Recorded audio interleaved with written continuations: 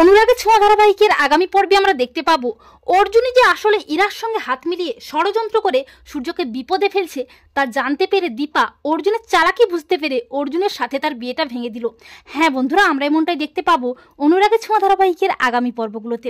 সূর্য ও ইরা মিসকা ও তার গুন্ডাদের হাত থেকে বাঁচতে গ্রামেরই একটা শিব মন্দিরে আশ্রয় নেয়। সেখানকার গ্রামবাসীরা জোর করে ইরা ও সূর্যের বিয়ের আয়োজন করে। অপরদিকে রূপা আবারও ভীষণ অসুস্থ হয়ে পড়ে। অর্জুন বলে যে রূপার অপারেশনটা খুব তাড়াতাড়ি করতে হবে। তখন রূপা দীপাকে বলে, মা তুমি অর্জুনকে বিয়েটা করো, এটাই আমার শেষ ইচ্ছে। রূপার কথা রাখতে প্রবীর ও বাড়ির সবাই মিলে অর্জুন ও দীপার বিয়ের আয়োজন করে।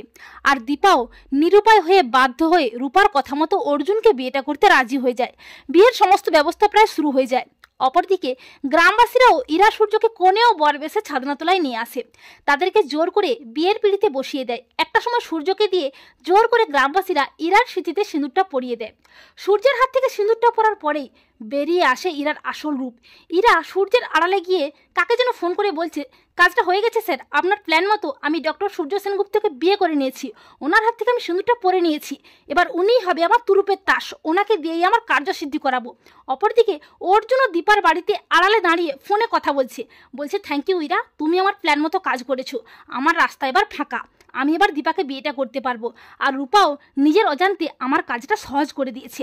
আর অর্জুন যখন ইরার সাথে ফোনে কথা বলছিল তখন আচমকা দীপাও সেখানে চলে আসে। অর্জুনের পেছনে দাঁড়িয়ে সমস্ত কথা শুনে ফেলে দীপা অর্জুনের আসল রূপটা দেখে চমকে ওঠে। অর্জুনের মুখে ইরা নামটা শুনে চমকে ওঠে দীপার মনে পড়ে যায় ইরার কথা। অর্জুনের কথাগুলো শুনে দীপার মনে সন্দেহ হয়। দীপা মনে মনে ভাবে যে অর্জুনদা কার সাথে কথা বলছে, আর ওই মেয়েটার সঙ্গে অর্জুনদার কি সম্পর্ক আছে? এমন নয় তো যে অর্জুনদা আমার কাছ থেকে কিছু লুকিয়ে যাচ্ছে? অর্জুনদাকে বিশ্বাস করে কি আমি কোনো ভুল করলাম? অর্জুনদা কি কোনোভাবে রূপাকে ব্যবহার করছে?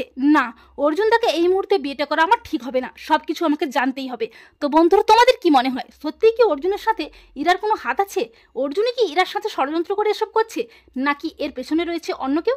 কমেন্ট করে জানিয়ে দাও তোমাদের মতামতটি।